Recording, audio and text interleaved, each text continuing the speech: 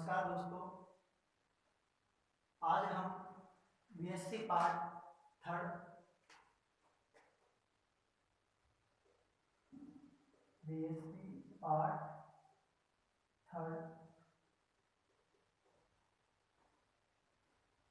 Physical chemistry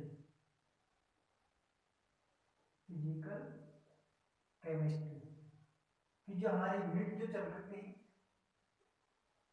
unit number 5 solution का जो हमारा जो टॉपिक है वो टॉपिक चल रहा था अणुसंख्य गुणधर्म। अणुसंख्य गुणधर्म में हमारा जो लास्ट का अणुसंख्य जो गुणधर्म है वो है हिमांक अवनमन।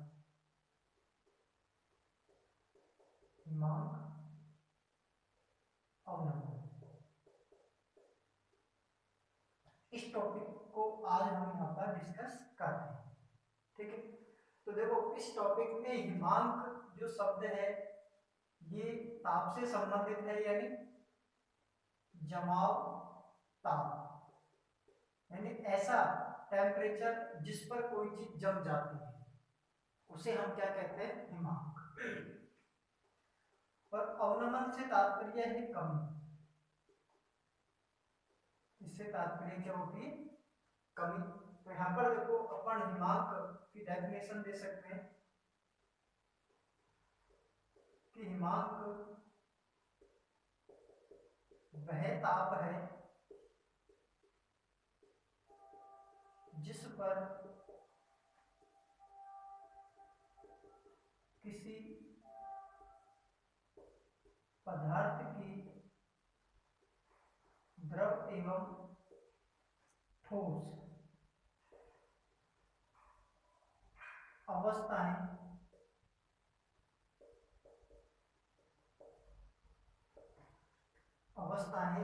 साम्य अवस्था में रहती है। द्रव एवं ठोस अवस्थाएं साम्य अवस्था में रहती है। उस ताप को हम क्या कह देते हैं, वह ताप हिमांक कहलाता है। वह ताप हिमांक कहलाता है। यानी इसको अपन ऐसे लिख सकते हैं, लिक्विड रिवर्सिबल सॉलिड। तो ये जो टेम्परेचर है हमारा क्या कहलाएगा, जब द्रव अवस्था और ठोस अवस्था में साम्य स्थापित हो जाता है तो उस तापमान को हम कह देंगे यहाँ पर हिमांक। ठीक है, एक इसके ऊपर डेफिनेशन ऐसे दे सकते हैं, हिमांक वह ताप है जिस पर द्रव का वाष्प दाब हिमांक वह ताप है जिस पर द्रव का वाष्प दाब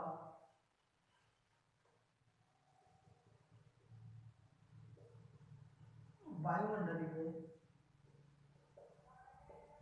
दाब के बराबर। द्रव एवं ठोस अवस्था का वाष्प दाब।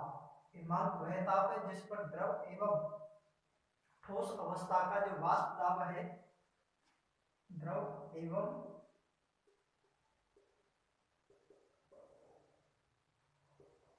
ठोस अवस्था का वाष्प दाब वायुमंडलीय दाब के बराबर हो जाता है,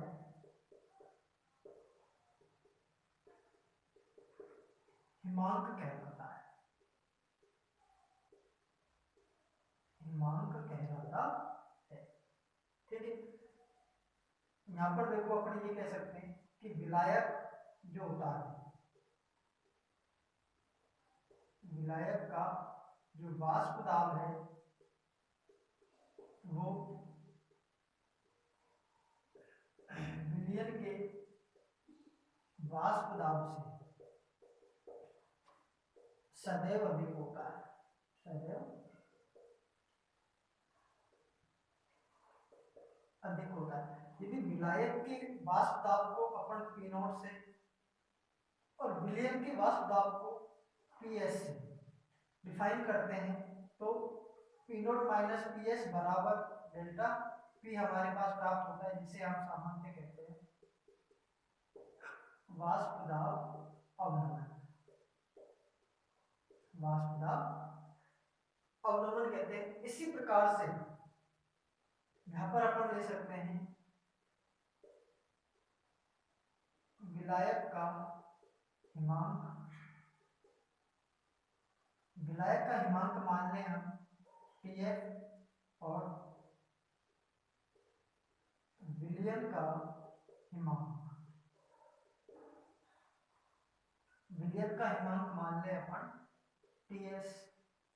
ठीक है, तो देखो ये जो अपन ने टर्म्स लिखी है, इस टर्म्स के अनुसार टीएस लेस देन टीएफ होता है, टीएस लेस देन टीएफ होता है, अर्थात विलायक का जो हिमांक होता है वो विलयन के हिमांक से क्या रहता है, अधिक रहता है। तो यहाँ पर देखो टीएफ माइनस टीएस, इसका जो अंतर आता है वो आता है हमारे पास डेल्टा टीएफ। ये जो डेल्टा टीएफ है ये सामान्यतः हिमांक अवनमन कहलाता है, हिमांक अवनमन कहलाता है। ठीक है, अब देखो यहाँ पर बात है कि हिमांक अवनमन और वाष्प दाब अवनमन में क्या संबंध होता है, तो उसे हम याद करते हैं यहाँ पर हिमांक अवनमन एवं वाष्प दाब में संबंध।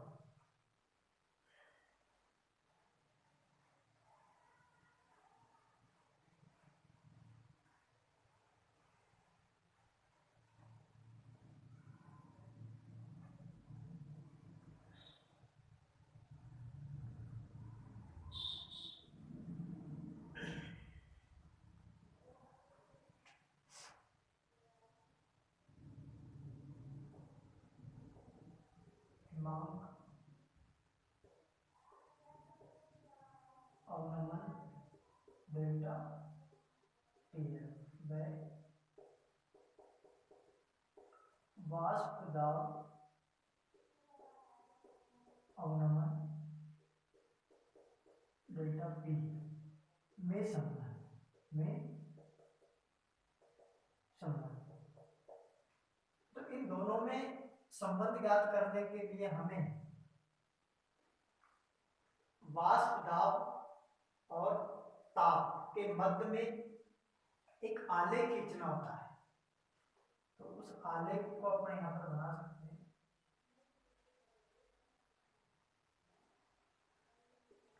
यहाँ तो ले लेते हैं अपन हिमांक यानी टेम्परेचर, हिमांक टीएफ के रूप में, टेम्परेचर के रूप में, और यहाँ पर ले लेते हैं अपन वाष्प दाब। अब सामान्यतः देखो हम जानते हैं कि विलायक का जो वाष्प दाब है वो पी नॉट, तो विलायक का जो वाष्प दाब है वो जिस वायुमंडलीय दाब पर उसका ताप और विलायक का वाष्प दाब जिस ताप पर समान हो जाते हैं, तो उसे हम विलायक का क्या बोल देते हैं, हिमांक बोल देते हैं। और यहाँ पर इस बिंदु से हम एक इस प्रकार से सीधी रेखा खींच देते हैं। तो ये जो सीधी रेखा खींचते हैं, इस सीधी रेखा के आधार पर अपन यहाँ पर अब दो विलयन मान सकते हैं। ये तो हो जाएगी हमारे पास विलायक के लिए, एक अपन खींच दें यहाँ पर दूसरे विलयन के लिए, और उस विलयन को अपन यहाँ पर मिला देते हैं इस प्रकार से। ये विलयन T1 के लिए हो जाएगी। एक अपन यहाँ पर एक विलयन और ले लेते हैं और उस विलयन के लिए अपन यहाँ पर मिला देते हैं, और ये हो जाएगी विलयन सेकंड के लिए। तो ये हो जाएगा सॉल्यूशन फर्स्ट और ये हो जाएगा हमारे पास सॉल्यूशन सेकंड। ठीक है, सॉल्यूशन जो फर्स्ट है उसका हिमांक T1 और सॉल्यूशन सेकंड का हिमांक T2। इसी तरीके से यहाँ पर दाब P1 और एक हो जाएगा P2। ठीक है, यहाँ इनको अपन नंबर दे दें A B C D और E। यदि इनको अपन एक त्रिभुज के रूप में ले लेते हैं, यानी इस रेखा को यदि अपन सीधी मान लें तो यहाँ पर देखो हमारे पास दो त्रिभुज बनते हैं ए बी सी और ए डी ई। तो यहाँ पर अपन लिख दें कि वाष्प दाब व हिमांक के मध्य खींचे गए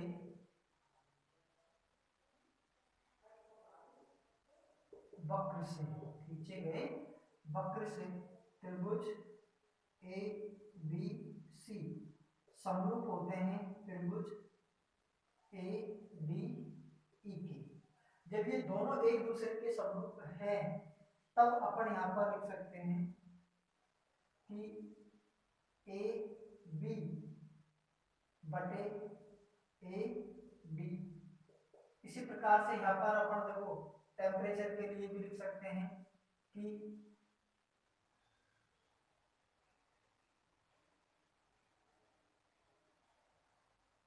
ए बी अपॉन ए डी, और टेम्परेचर के लिए लिखेंगे हम B C upon D E. तो B C upon D E. अब इन समरूपता के आधार पर यहाँ पर अपन देखो इनके मान निकाल सकते हैं। तो यहाँ पर अपन मान निकालते हैं, जैसे ए और बी के लिए यदि अपन मान निकालें तो टेम्परेचर का यदि मान लेते हैं तो इस आधार पर लेंगे, और यदि यहाँ से मान लेते हैं तो अपन दाब का ले लेंगे। तो हमारे पास मान आ जाएगा देखो P0 minus P1 upon P0 minus P2 बराबर BC से अपन मान ले सकते हैं। हमारे पास TF का मान ज्यादा होता है T1 से, और इसी तरीके से TF का मान ज्यादा रहेगा T2 से। ओवरऑल ये जो हमारे पास संबंध प्राप्त होता है, इस संबंध को अपन लिख सकते हैं delta P1 upon delta P2 बराबर यहाँ पर हो जाएगा डेल्टा TF1 और इधर हो जाएगा डेल्टा TF2।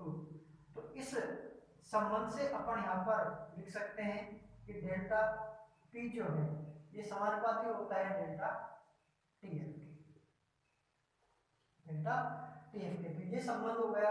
अब इस संबंध को अपन यहाँ पर समीकरण नंबर 1 कह सकते हैं, यानी वाष्प दाब अवनमन और हिमांक अवनमन जो है वो एक दूसरे के क्या है, समानुपाती होते हैं। जब समानुपाती हैं तो हम ये भी कह सकते हैं कि ये दोनों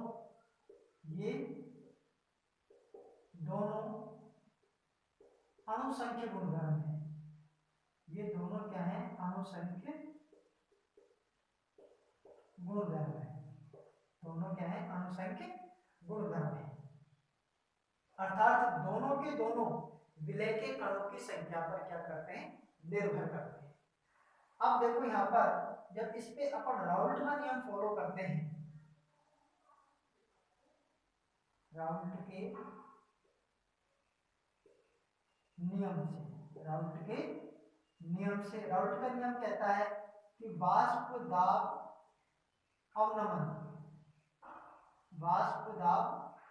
का आपेक्षिक जो अवनमन होता है वो विलय की मोल भिन्न small n upon small n plus capital n के बराबर होता है। यदि दिया हुआ विलयन हमारे पास तनु विलयन है, कैसा विलयन है, तनु विलयन है, अर्थात हम ये कह दें कि small n very less than capital n, तब हम कह सकते हैं कि small n plus capital N लगभग बराबर है कैपिटल N के। तो इस स्थिति में इस स्थिति में इस समीकरण को अपन यहाँ पर लिख सकते हैं P not minus P S upon P not बराबर small N upon capital N,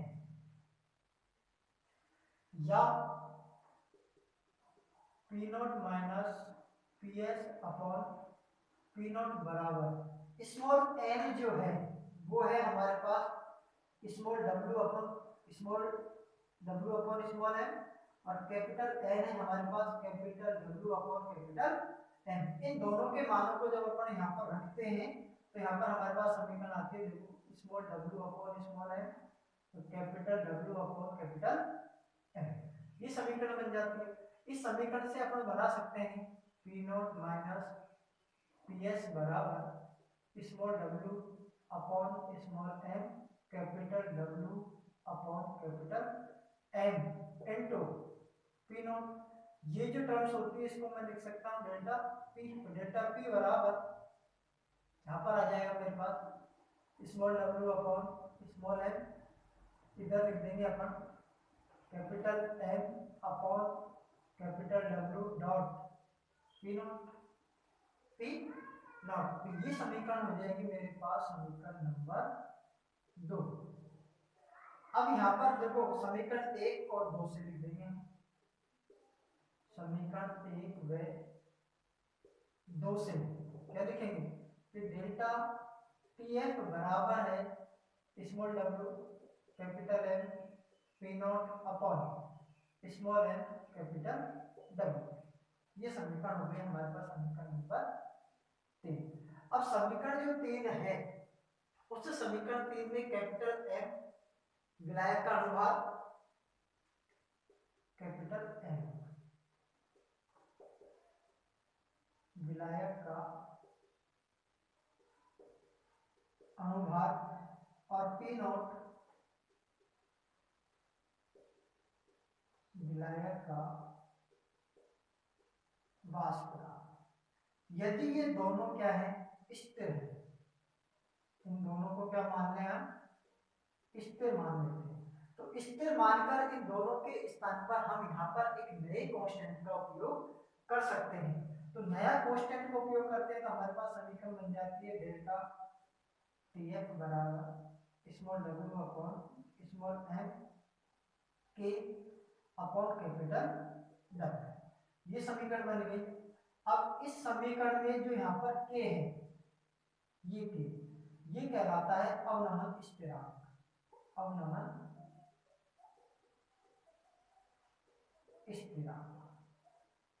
ठीक है, अब इस समीकरण में अपन ये कर दें कि यदि small W upon small M बराबर 1 ग्राम या 1 मोल और कैपिटल डब्ल्यू बराबर 1 ग्राम, यदि अपन ये मान लें तो यहाँ पर हमारे पास जो समीकरण आती है तब समीकरण 4 से हम क्या लिखेंगे यहाँ पर डेल्टा टी एफ बराबर के, डेल्टा टी एफ बराबर के, और ये समीकरण हो जाएगी 5। अब समीकरण जो 5 है उससे हम ये कह सकते हैं कि अवनमन जो स्थिरांक है वो 1 मोल विलय को 1 ग्राम विलायक में घोलने पर हिमांक में उत्पन्न अवनमन के बराबर होता है, जो कि सैद्धांतिक रूप से तो सही माना जाता है लेकिन प्रायोगिक रूप से ये सत्य नहीं होता है। इसे हम कह सकते हैं कि प्रायोगिक रूप से ये कथन हम सही नहीं मान सकते, क्योंकि 1 मोल को 1 ग्राम विलायक में घोलना बहुत कठिन कार्य होता है, क्योंकि 1 मोल में अणुओं की जो संख्या होती है अवगाद्रो संख्या के बराबर होती है, n बराबर 6.023 into 10 to power 23 अणु प्रति मोल, यानी 1 मोल में इतने अणु पाए जाते हैं। इन इतने अणुओं को अपन 1 ग्राम में घोलना असंभव समझते हैं या असंभव होता है। अतः ये जो समीकरण 5 है ये सैद्धांतिक तौर पे सही है लेकिन प्रायोगिक तौर पर इसे हम सही नहीं मान सकते। तो हम ये कह सकते हैं कि कि यदि small w upon small m बराबर 1 मोल और w बराबर 1000 ग्राम, यदि इसमें घूमते हैं तो फिर हमारे पास देखो जो समीकरण नंबर 4 है उससे क्या आता है, समीकरण 4 से यहाँ पर हमारे पास आएगा कि डेल्टा TF बराबर K अपॉन 1000, K अपॉन 1000। अभी K अपॉन 1000 है, इसके बराबर में मान लो यहाँ पर तो ये भी कांस्टेंट है, ये अंकित मान है तो कांस्टेंट बटा कांस्टेंट हो जाएगा। तो इसका लिए हम एक अलग से कांस्टेंट रखने यहाँ पर KF। अब ये KF की जो वैल्यू है इस 1000 को मैं यदि इधर मल्टीप्लाई कर दूं तो यह आ जाएगा मेरे पास स्मॉल k बराबर KF इंटू 1000, KF इंटू 1000। अभी KF इंटू 1000 है, इस वैल्यू को मैं यहाँ पर समीकरण नंबर 4 में इनपुट कर दूं तो 4 में जब इसे मैं रख देता हूं तो समीकरण आ जाती है मेरे पास डेल्टा TF बराबर KF into 1000, KF into 1000 into small w upon small m into capital W। ये समीकरण होती है मेरे पास। अब इस समीकरण की सहायता से हम स्मॉल m का मान ज्ञात कर सकते हैं, यानी इस समीकरण की सहायता से डेल्टा TF का मान ज्ञात कर सकते हैं, या तो न्यूमेरिकल आएगा इस समीकरण से या फिर इससे स्मॉल m का मान निकालते हैं। स्मॉल m बराबर KF into 1000 into small w upon delta TF into capital W, या फिर न्यूमेरिकल आएगा इस समीकरण से। इन दोनों समीकरणों से न्यूमेरिकल पूछा जा सकता है। अब देखो यदि स्मॉल m बराबर small w into 1000 upon small m into capital W, ये स्मॉल m जो है ये है मोलर का, जबकि ये स्मॉल m है ये है विलय का अनुभाग, विलय का अनुभाग। तो इस मान को जब मैं समीकरण नंबर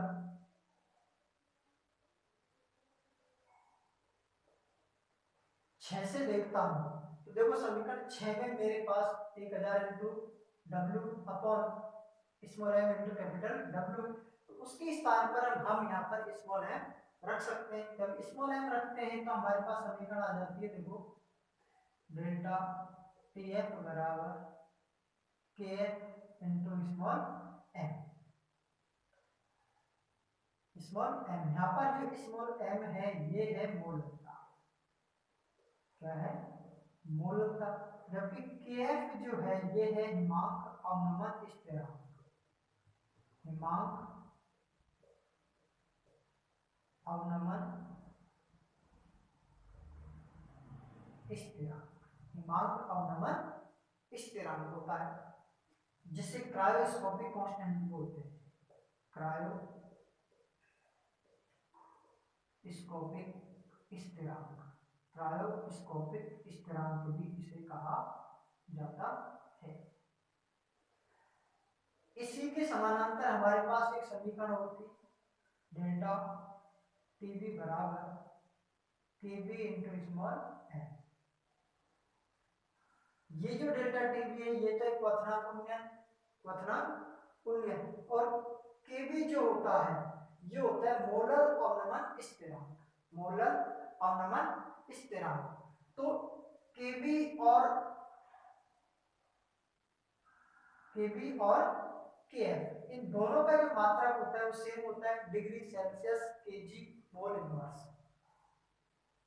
इसी तरीके से यहाँ पर अब जैसे इसके लिए अपन मान ले सकते हैं केल्विन में, इसके लिए मान लेंगे ताप का डिग्री में, तो degree Celsius kilogram mole inverse, इसके लिए हो जाएगा किलोग्राम केल्विन मोल इनवर्स। ये दोनों का मात्रक बनता है और दोनों में जो स्मॉल m है ये सामान्यतः मोलरता के रूप में उपस्थित रहता। ठीक है, अब देखिए एक बार इसे दोबारा, हिमांक अवनमन। हिमांक से तात्पर्य सामान्यतः ये माना जाता है कि जो हिमांक है एक ऐसा ताप होता है जिस पर कोई द्रव जमकर ठोस हो जाता है, अर्थात द्रव एवं पदार्थ की द्रव एवं ठोस अवस्था जिस ताप पर साम्य अवस्था में रह पाती है उसे हम हिमांक कहते हैं। इस हिमांक पर द्रव की पदार्थ की द्रव एवं ठोस अवस्था का जो वाष्प दाब होता है वो वायुमंडलीय वाष्प दाब के क्या रहता है, बराबर माना जाता है। हिमांक अवनमन और वाष्प दाब अवनमन दोनों में समानुपाती का संबंध रहता है, जो हमने समीकरण 1 के द्वारा यहाँ पर डिफाइन किया है। दूसरी बात यहाँ पर यह है कि वाष्प दाब अवनमन और हिमांक अवनमन में जो संबंध निकाला जाता है तो उस संबंध को निकालने के लिए हमें वाष्प दाब और हिमांक के मध्य में एक आलेख खींचना पड़ता है। इस आलेख की सहायता से हम इस चीज को यहाँ पर डेरिवेशन के रूप में ले सकते हैं। देखो यहाँ पर जो TF है ये सामान्यतः विलायक का क्या है, हिमांक, जबकि T1 और T2 जो है ये सामान्यतः विलयन फर्स्ट और विलयन सेकंड के क्या होते हैं, हिमांक होते हैं। विलयन फर्स्ट और विलायक से तात्पर्य अपन ऐसे लगा सकते हैं कि जो विलायक है वो सामान्यतः विलयन की तुलना में जल्दी जम जाता है, जबकि विलयन को जमाने के लिए हमें और भी कम तापमान की आवश्यकता होती है, तब जाकर ये जमेगा।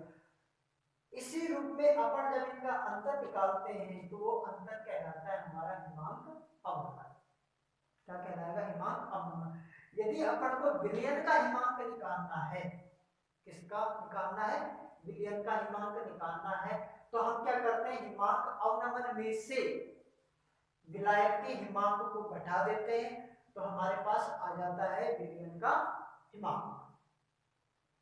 इन दोनों की सहायता से, इन दोनों आलेखों की सहायता से हम यहाँ पर दोनों त्रिभुजों की सहायता से हम यहाँ पर डेल्टा पी समानुपाती डेल्टा टीएफ का संबंध निकालते हैं और ये दोनों के दोनों अनुसंख्य गुणधर्म कहलाते हैं।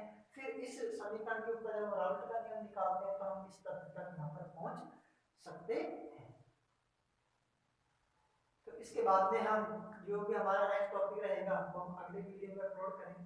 तब तक के लिए आप लोगों को ये दो टॉपिक मैंने आप लोगों के सामने प्रस्तुत किए हैं।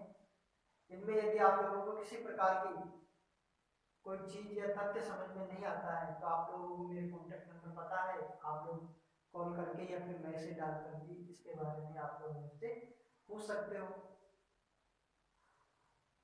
आज के लिए हम इतना ही लेते हैं। Thank you.